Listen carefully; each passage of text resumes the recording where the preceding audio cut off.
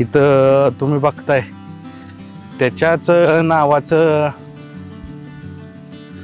बघा टेम्पो आहे, अजिंक्य राजा.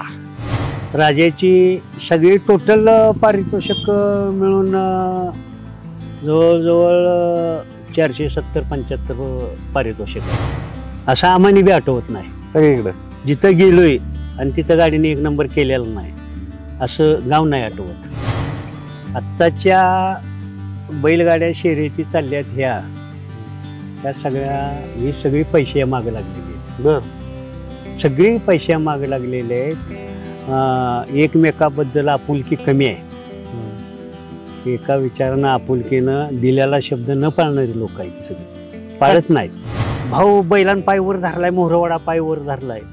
ज्या वेळेला खरोखर बैल जाग्यापासून स्पीडनं पाळायचा त्यावेळेला 1 पाय वर धरायचा बैल उभा राहिलेला जाग्यावर 1 पाय वर धरणार. होय. आणि त्या स्पीडनं पाय वर धरला की आम्ही ड्रायव्हरला म्हणायचं दावा हातात धरते राजा केलं ते गेलं.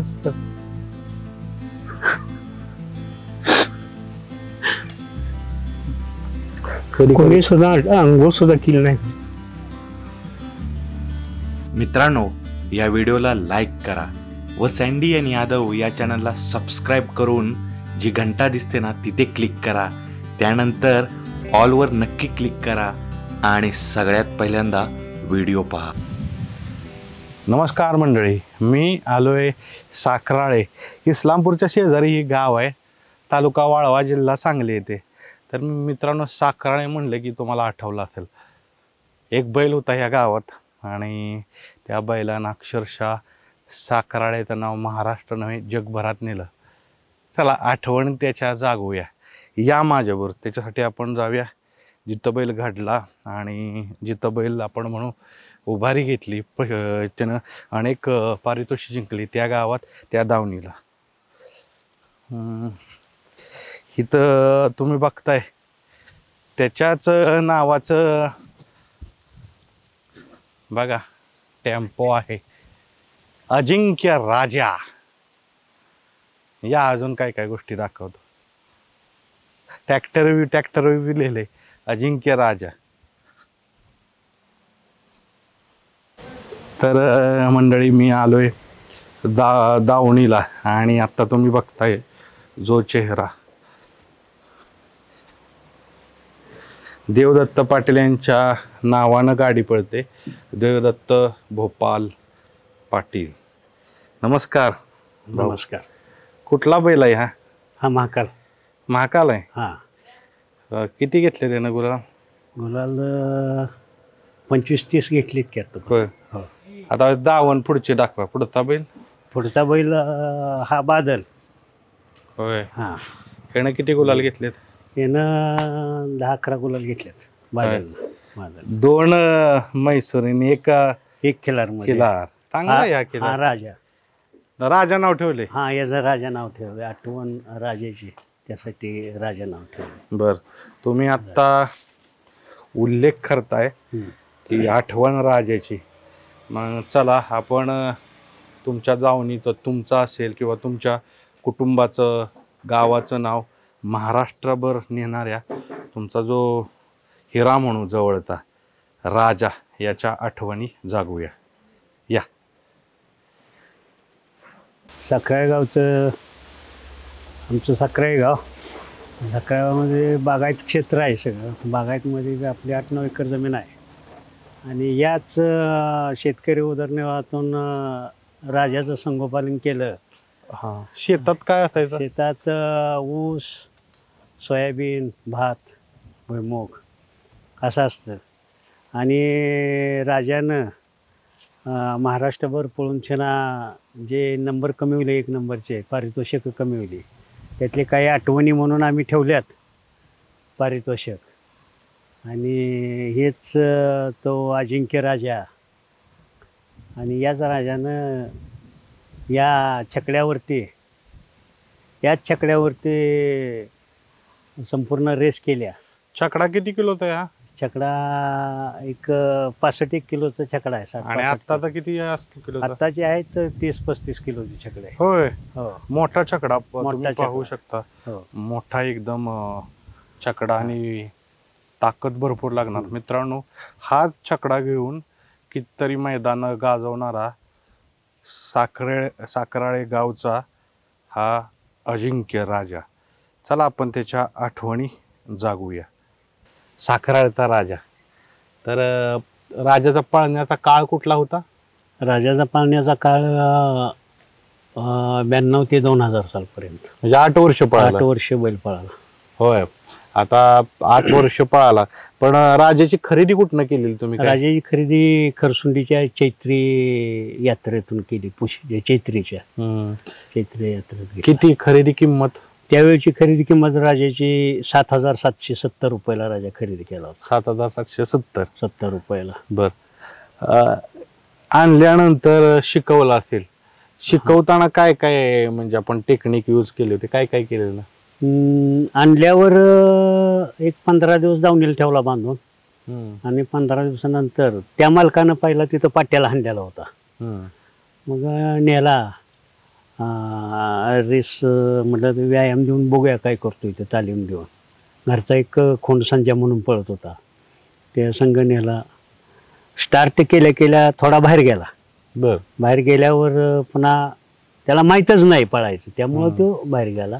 पुन्हा मुरगळून पाठीमाग आणला आणि पुन्हा ज्या वेळेला ह्याच्या उभा करून स्टार्ट केला त्यावेळेला त्यानं फुल पिकअपनं पळाला कडवर. फुल पुन्हा इकडे कुठं सुद्धा बघितलं नाही.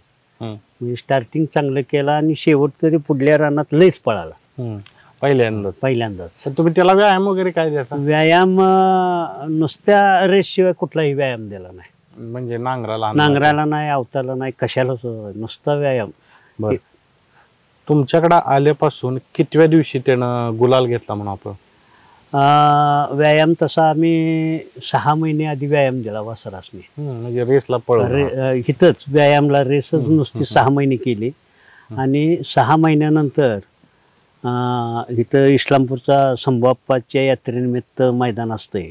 त्या मैदानात गावाकडेला जवळच्या जवळ 1 किलोमीटरवर घरची दोन्ही वासरं घेऊन गेलो आणि त्याच दिवशी वासरं दोन्ही फायनलला राहिली. हे म्हणजे आदत होते? आदत दोन्ही आदत. होय. हो. ही 6 महिन्यात? 6 महिन्यात. त्याच्यानंतर मी असं ऐकून आहे त्यानं विक्रमी अशी फायनल घेतली. किती आदत मध्ये किती राजाने घेतले ते? आदत मध्ये राजानं टोटल 23 फायनल घेतली. सलग 23 फायनल घेतली. अरे बापरे, हा विक्रमच आहे. विक्रम. हो, त्यावेळेच्या ओपनच्या ह्याच्यात आदतचं ह्याचं फायनल. हा, त्यावेळेस तर काय आदत मैदान वगैरे प्रकारच नव्हता. ओपनच्या ह्याच्यात घेतले. आता 23 सलग आदत मध्ये 1 नंबर. मित्रांनो, ओपन मध्ये म्हणू आपण, आदत मैदानात नव्हती. तर त्यावेळेस तुम्ही कुठल्या कुठल्या बैलांबरोबर राजा पळाला ठळकपणे? म्हणजे आदत पासून जर त्याचा अगदी पूर्ण करिअर बघितलं 8 वर्षाचं, तर कुठल्या कुठल्या बैलाबरोबर पळालाय? स्टार्टला आमचा संजय आणि राजा घरचे दोन्ही. रेटरी धरण म्हणून इथं गाव आहे, त्या रेटरी धरण मध्ये 4 फेरं पळून 1 नंबर केला होता. कडनं पळून. 4 कसं काय? कारण फायनल झालं, फायनल पळालं, आपण 2 नंबरला बसलो होतो आणि तिथं मंडळानं पार्सलिटी करून 2चा 3 आपल्याला केला आणि 3 वाल्याला 2 दिला. तिथं पाहुणं जास्त असल्यामुळे 3 वाज तिथं विरोध करून त्यासनी ती म्हणले नाही 2च नंबर बसलाय, नाहीतर मग परत फायनल सोडा. मग त्यावेळेला परत फायनल सोडलं. आपण उजव्या साईडनं 1 नंबरच्या फाटीवनं पळत होतो. त्यावेळेला पहिल्याच्यानं पळालं त्यावेळेला संजयला बाहेरनं पळवला होता आणि पुन्हा डबल ज्या वेळेला फायनल पळाय गेलं त्यावेळेला आम्ही म्हणलं, म्हणजे सगळ्यांनीच आम्ही म्हणलं संजयला आत टाकूया गाड्यावर आणि राजाला बाहेर टाकूया. आणि राजाला बाहेर टाकला त्यावेळेला आम्ही 50 फुटानं फायनल केलं. बर. 1 नंबर. हा, त्यावेळेस पायरा कोणाचा होता? नाही, घरचीच दोन्ही. घरची दोन्ही. बर. अजून कुठल्या कुठल्या बैलाबरोबर पळाला? आणि पुन्हा ती मैदान झाल्यावर इस्लामपूरचं जून महिन्यात एक मैदान होतं आणि त्या मैदानासाठी आता मग आमचं सगळ्यांनी म्हटलं की संजय पुरत नाही, राजाला बैल घातला पाहिजे. एवढं ज्ञान आम्हाला त्यातलं नव्हतं. नवीनच बैलातनी नवीनच होतो. मग माझा मित्र तानाजी साळुंके म्हणून किल्ले मच्छिंद्रगडचं होतं, त्यांच्याकडे गेलो. ती म्हणले देऊया बैल घालून. मग ती जुळेवाडीचा काळ्यांचा बैल हौशा म्हणून बैल होता. बर. मग बैल लय मोठा, मी बैल बघितलो आलो म्हटलं लय मोठा बैल आहे आणि ह्याला आता वासराला आपल्या ह्याच्या संग जमेल का. मग ते म्हणले काय नाही, बैल बघा मैदानात पळालेला. त्यावेळेला तानाजी अप्पांच्या खोंडा संघ शिवणीच्या अड्ड्यात आम्ही बैल बघितला पळालेला. कुठला? काळ्यांचा हौशा. मग हौशा घातला. अजून असं सांगा, तसं सलग सांगा कुठली कुठली बैल. मग हौशा घातला. हौशा झाल्यानंतर पुन्हा भीमादादांचा सुंदर घातला आणि सुंदर नंतर भीमादादांचा ते पायरा थांबल्यावर गौंडवाडीचा सुंदर घातला. होय. आणि त्याच्यानंतर वाघऱ्या झाल्यावर झऱ्याचा थैमाल घातला. पुन्हा विलास शेठ लेंगरे यांचा पिंट्या घातला. पुन्हा शेनोलीचा कणशांचा शंकर घातला. पुन्हा विठ्ठल जगताप किल्ले मच्छिंद्रगड त्यांचा लाल्या म्हणून होता तो घातला. अशी बरीच बैल घातली. बरं घातली. वाईचा बैल घातला. आणि ह्या सगळ्यांची म्हणून किती पारितोषिक झालेत राजाची सगळी टोटल पारितोषिक मिळून जवळजवळ 470-75 पारितोषिक आहेत मित्रांनो. 475 म्हणून आपण गुलालाचे मानकरी, म्हणजे गुलालात राहिलेला बैल हा रेकॉर्डच आहे की. आणि 1 नंबर त्यातील किती?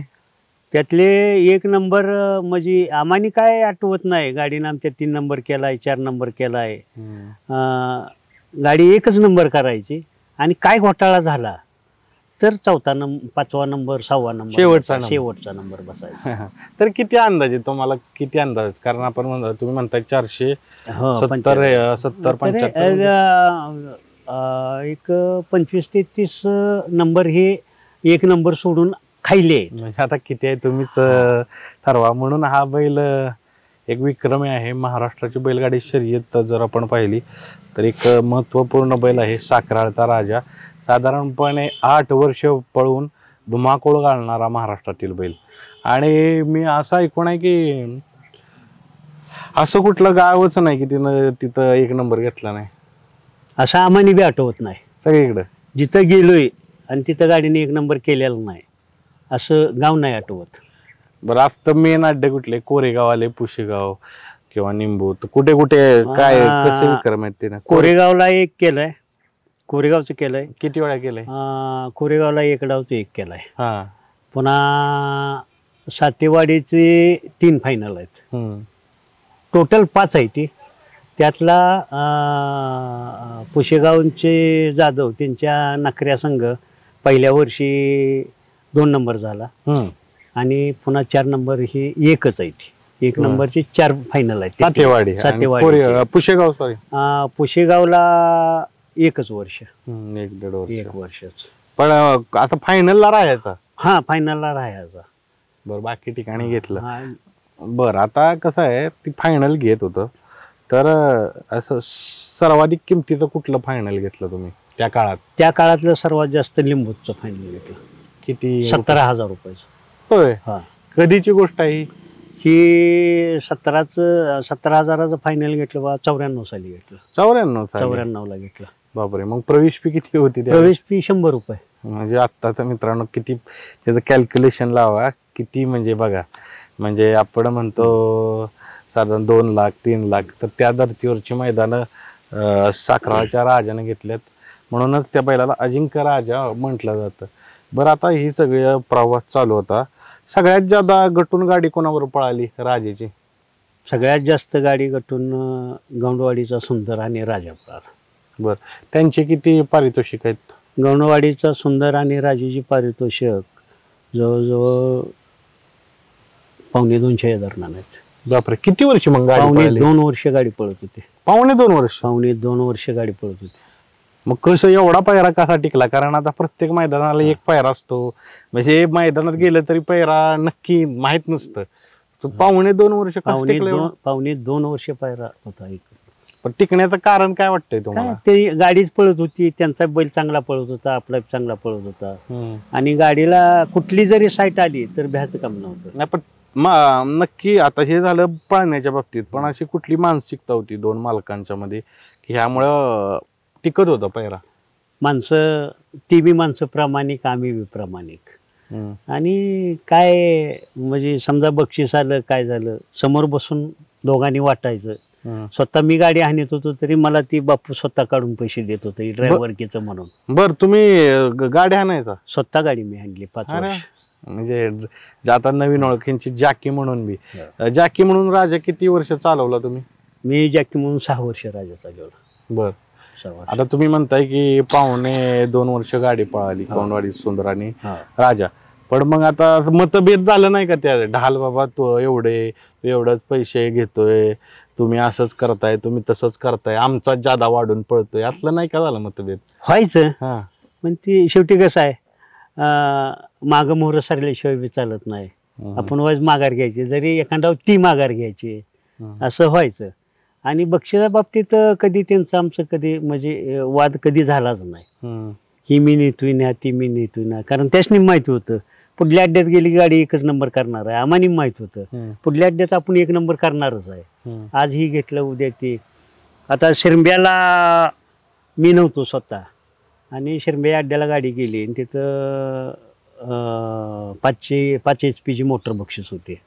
आणि त्या दिवशी मला वाटतं तिथं गाडी दिलीप धुमाळनं हाणली नरसिंगपूरच्या आणि गाडीने 1 नंबर केला. तिने मोठेपणानं आम्हाला मोटर दिली गुंडवाडीच्या शिष्कान पैलवानांनी. ते म्हणले भाऊ तुम्हाला न्या जावा. आणि वाटरला फ्रीज बक्षीस होता 4 दिवसाने. ती म्हणले आम्ही नेऊ. ठीक आहे म्हणलं तुम्ही न्या. नाही असा काय मतभेद नव्हता आमचा कधी. बर. पण आता प्रवेश फी असं असेल की आता कसं आहे प्रवेश फी की नाही आम्ही प्रवेश फी भरली तुम्ही काय करताय, तर ती प्रवेश फीच्या बाबतीत व्हायचं नाही का तुमचे वादविवाद? कधीच नाही. प्रवेश फी मैदानात गेलं की पैलवान एखादा म्हणायचे भाऊ गाडी माझ्या नावानं नोंदवू का? नोंदवा. आम्ही जवळजवळ 70% 75% गाडी देवदत्त पाटील साखराळे या नावाच गाडी असायची. काय ती नोंदवायची एखादा ती बी नोंदवायची आम्ही बी नोंदवायची, पण नाव देवदत्त पाटील साखराळे. पण असा आग्रह काय करायचं नाही आता आमच्या नावावर असं नाही? नाही नाही नाही. बैल पळत्यात सगळ्या महाराष्ट्र बघतोय कोणाचा बैल कोणचा आहे कोणाचा कोणचा आहे, त्यामुळं काय लय ही वाद नव्हता त्यात. मित्रांनो ही मुलाखत घेण्याची एक कारण आहे. राजा तर आहेच पण भोपाल शेट आहेत, ड्रायव्हर आहेत, मालक आहेत, की आता कसं आहे ह्या पिढीची माणसं बैलगाड्यात खूप कमी आहेत, म्हणून ह्यांचे विचार मला जाणायचे होते, म्हणून ह्या दृष्टीनं हा व्हिडिओ बनवते. आता थोडं राजाचं तर सांगतोय आपण. आता आजकालच्या गाड्यात कशा चालल्या तो आत्ता बैलगाड्या शर्यती? आत्ताच्या बैलगाड्या शर्यती चालल्यात ह्या सगळ्या ही सगळी पैशा मागे लागलेली आहेत. बर. सगळी पैशा मागे लागलेले आहेत. एकमेकाबद्दल आपुलकी कमी आहे. एका विचारानं आपुलकीनं दिलेला शब्द न पाळणारी लोक आहेत. ती सगळी पाळत नाहीत. कशामुळे झालं असेल? ही पैशामुळं, नुसतं पैसा, नुसत्या पैशामुळं दिलेला शब्द पाळायचा नाही. केलेला पायऱ्या कधी ती सक्सेस झाला नाही तिथं वर तो बैल बी जायत नाही. आणि कोण कोणासंग कुठं पाळणार आहे ते त्या मालकाला बी माहित नसतं या. आणि या बैल मालकापेक्षा पैर करणारी मधी दलाल लय आहेत. बर. जास्त हे आहे आता. बर. पण आता हे बदलायचं कसं मग भाऊ? ही कसं आहे सगळ्या बैलगाडी मालकांनी प्रामाणिक राहून सगळ्यांनी दिलेला शब्द पाळायचा. पैसे कोण बी मिळवते, हे नावासाठी केलं पाहिजे, पैशासाठी नाही. पैसा डोळ्यामोर ठेवून करू नये कुणी सुद्धा. नाव तुम्ही करा, नावासाठी करा. दिलेला शब्द पाळायचा नावासाठी. जरी तुम्ही एखाद्याला जरी मी शब्द दिला आणि तो जर मी नाही पाळला तर मला तो माणूस मोठला चांगला म्हणणार नाही ना.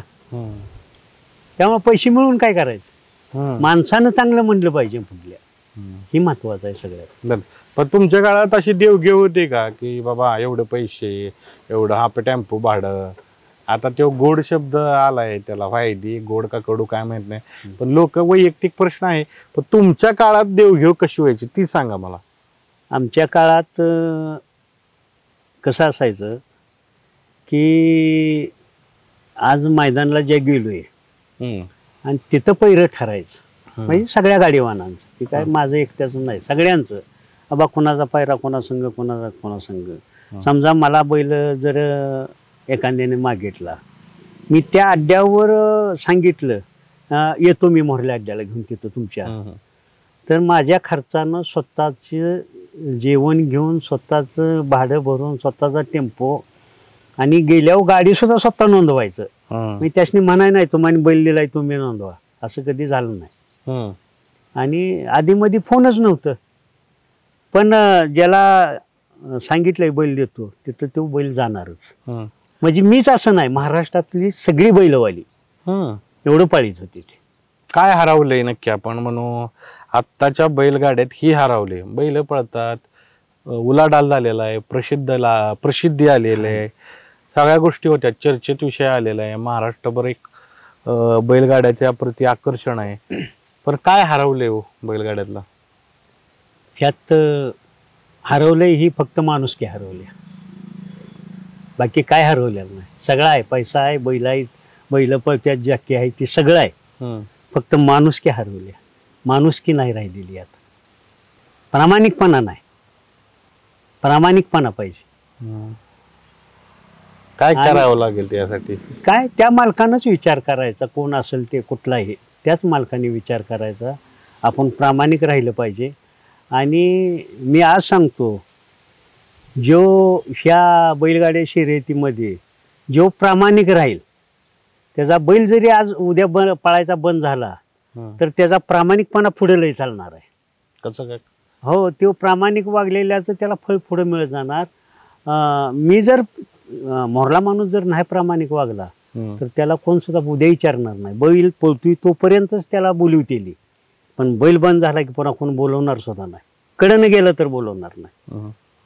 आता राजा जाऊन जवळजवळ खूप वर्ष झाले, पण तुम्हाला काय काय मी बघितलं बैलगाड्यातील, तुम्हाला तो आदर आहे एवढ्या वर्ष बैल जाऊन? हो, आदर आहे. अजून आमची जुनी मंडळी कोणीही गाठ पडून देते कुठलीही, तर अजून आदरानं आम्ही बी आदरानं बोलवतो, ती बी आदरानं बोलवतात. म्हणजे कुठे बी बाहेर गेलो तर काय अडचण कधी आली नाही. आणि तेवढं पाळलं पाहिजे.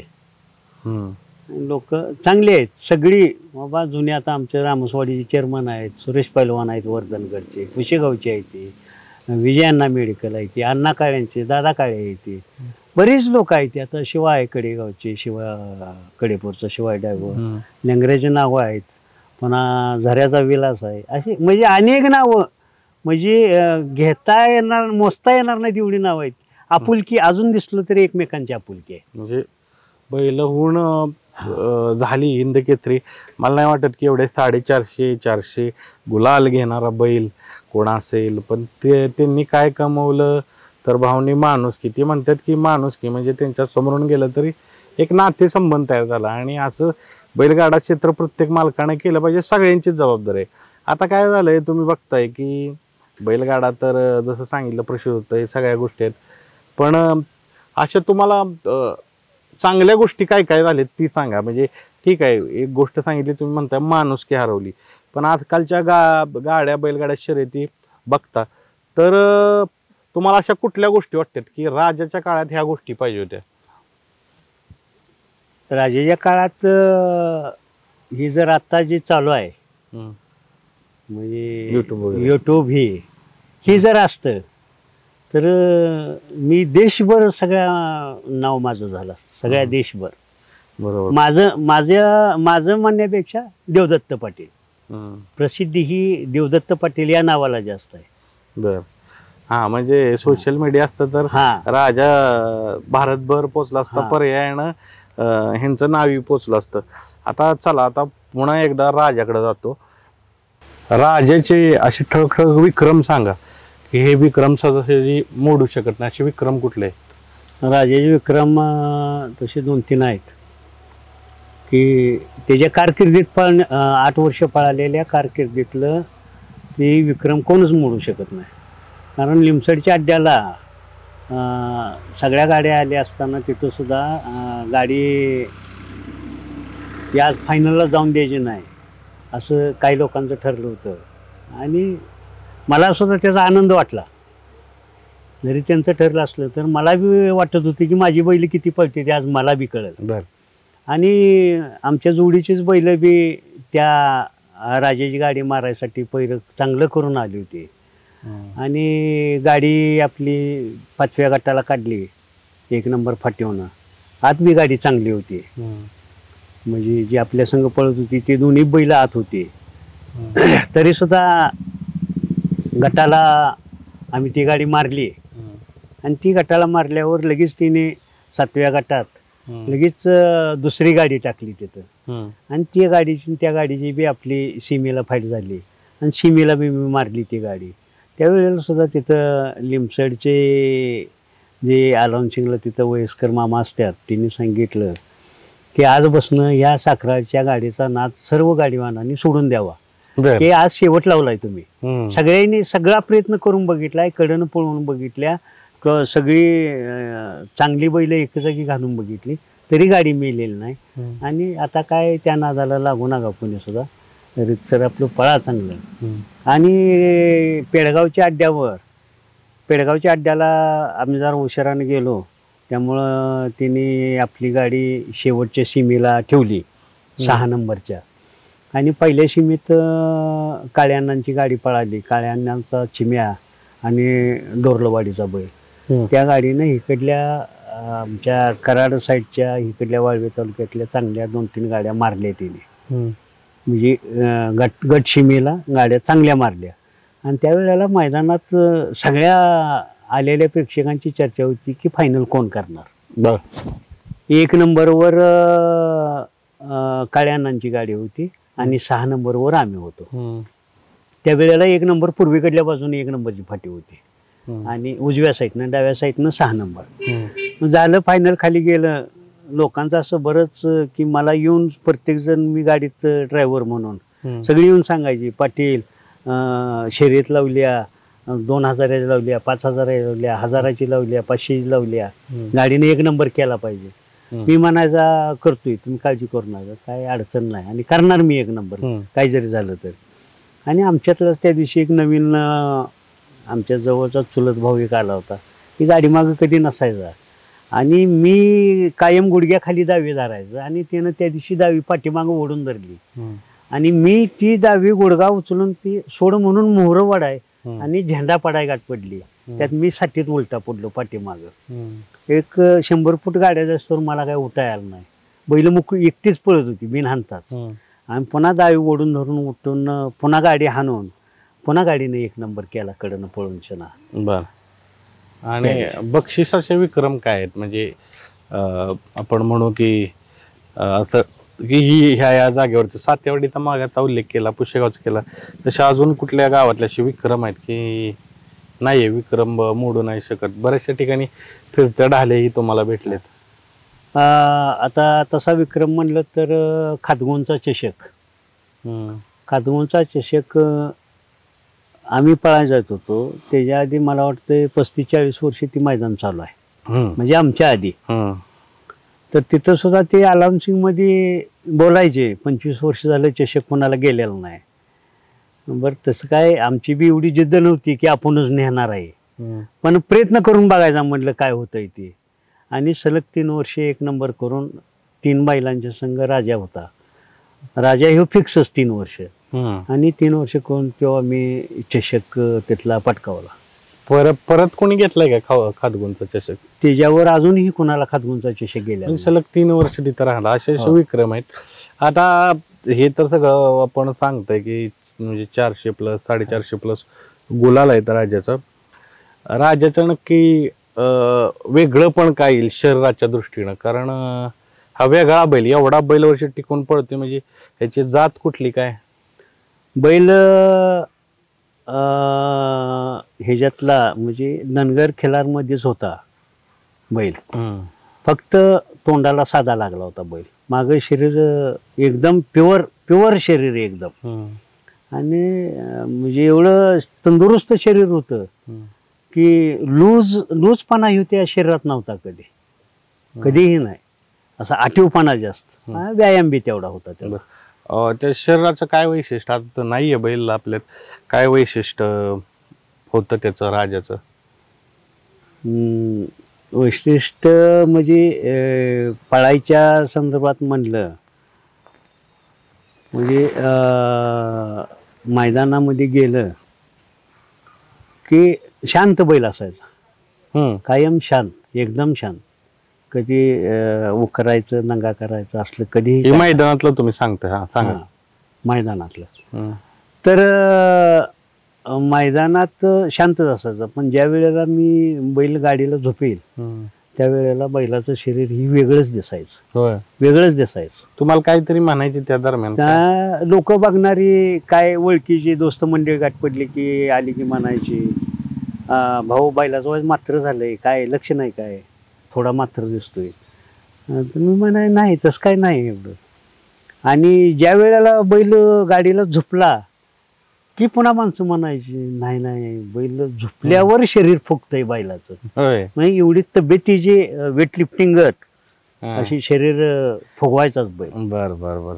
आणि आता ही शरीराचं झालं, पळायचा कसा बैल? आम्ही बघितलं नाही, मी बघितलंय पण काही काही लोकांनी बघितला नसेल हा बैल. पण समजा आमच्या पिढीतल्या लोकांनी ज्यांनी बघितलं नसेल त्यांना सांगा कशा पद्धतीनं बैल पळायचा? हा बैल असा पळत होता की ह्यातला तुम्हाला किस्सा एक सांगतो मी.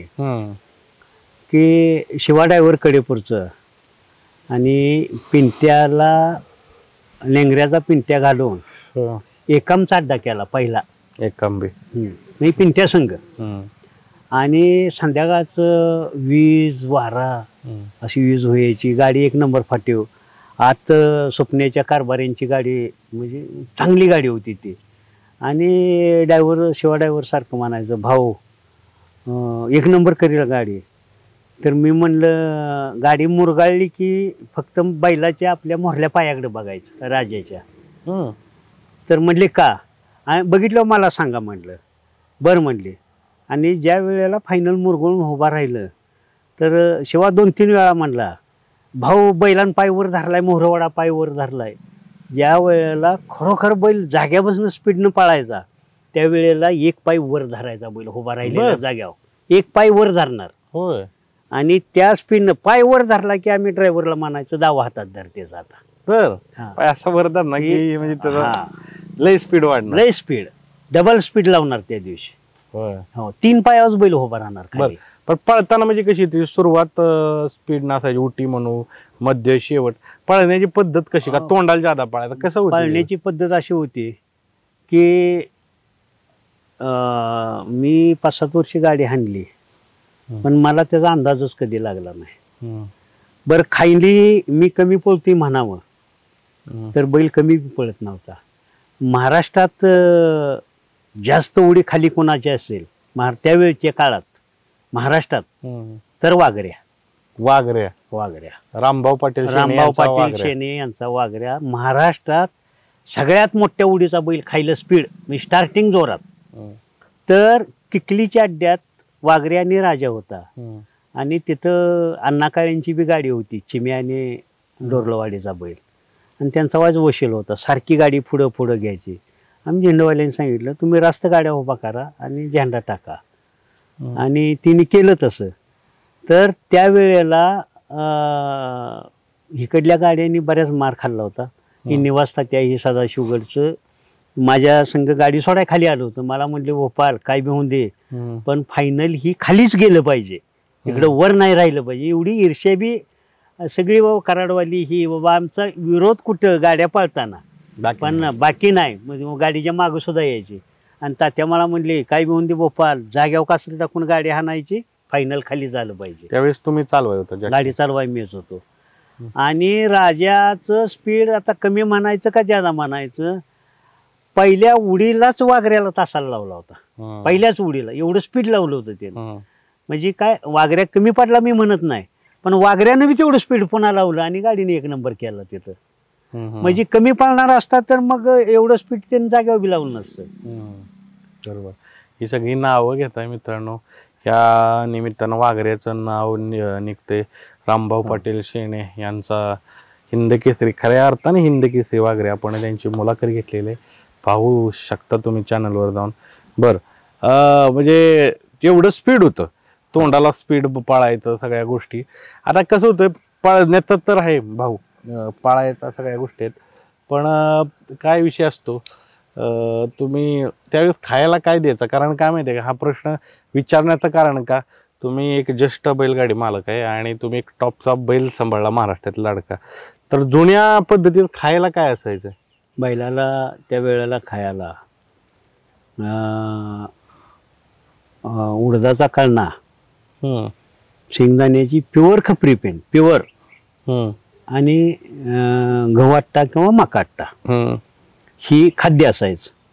आणि बैलाला जास्त प्रमाणात ही बारीक वैरण भांगलणीची ही वैरण ही मी स्वतः पाऊस किती बी असून दे, शिपीची वैरण ही पावसात कुठेही जाऊन एक वजं बैलासाठी आणीतच होतो. वाळके वैरण झाला टाकायचा का? नाही नाही नाही, बारकी वली शिपीची वैरण, शिप गवत मारवी ही असली वैरण जास्त वापरत होतो.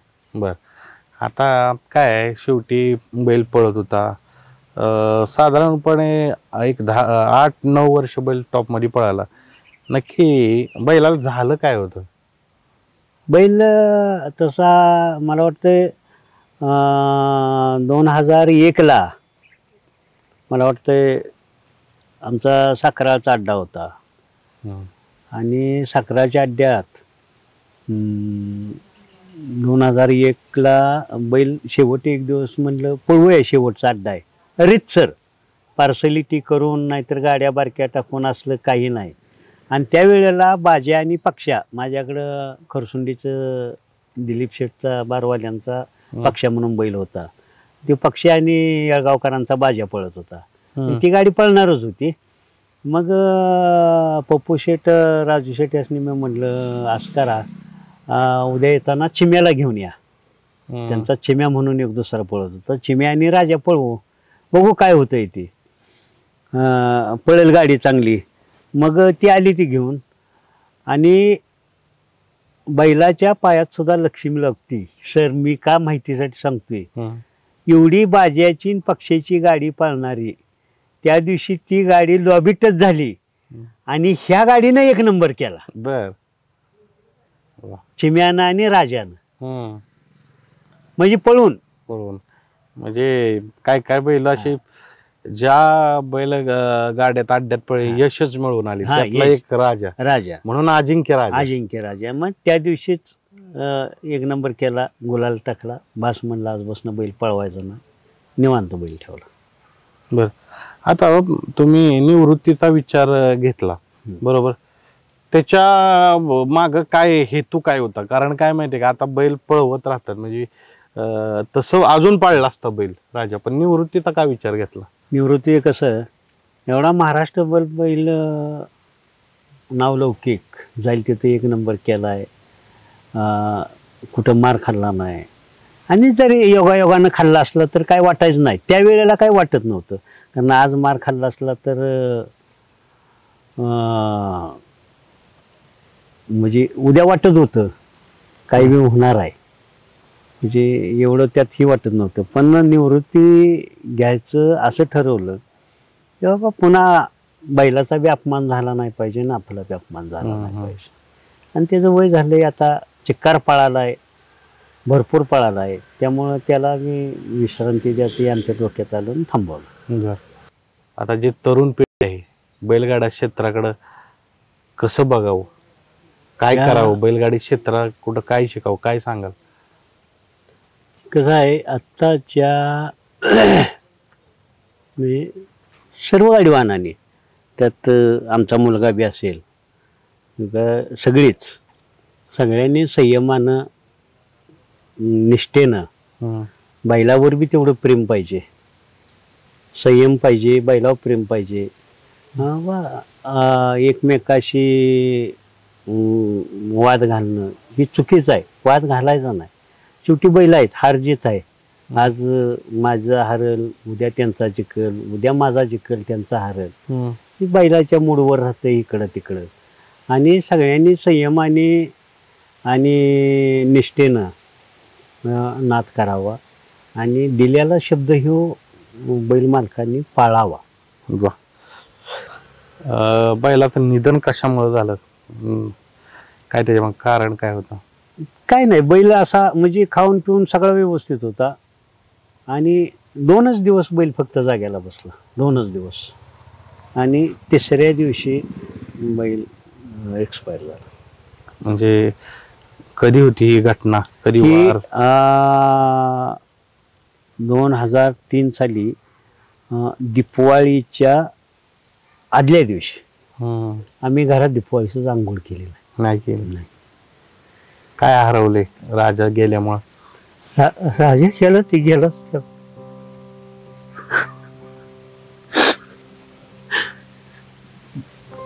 कोणी सुद्धा आंघोळ सुद्धा केली नाही. राजा ज्यावेळेस गेला, कधी कधी आठवण येते? ज्यावेळेस आपण फोटोकडे बघतोय तर येते, ती कधी आठवण येते? राजा एक्सपायर झाल्यापासून एकही दिवस मी कुठल्याही सणाला त्याला निवेद्य जावल्याशिवाय आम्ही जेवत नाही, प्रत्येक सणाला. बर, राजा आयुष्यातून काय शिकून गेला भाऊ तुम्हाला? कारण राजा आमच्या कुटुंबात जे आला ती इतकी म्हणजे महाराष्ट्रभर सगळ्या ज्या ओळखी करून दिल्या, जे नावलौकिक केलं आणि सगळ्यांचं ओळखीच्या झाल्या, बाबा आदरानं माणसं बोलवतात. आणि एवढं मी काय जरी केलं असतं तर गाव सोडून 4-2 किलोमीटरच्या बाहेर माझं नाव झालं नसतं आणि मला कुणी ओळखलं बी नसतं. भरपूर चर्चा केली आणि गोपाल पाटील, देवदत्त पाटील साखराळे यांच्या नावानं राजा तर पळत होता, नाव प्रसिद्ध केले आणि अनुभव खूप वर्षाचा आहे, त्यामुळे खूप गप्पा होतील. पण तुर्तास या गप्पांना पूर्ण विराम देऊ. जाता जाता आपण असंच ह्यांना शुभेच्छा देऊ.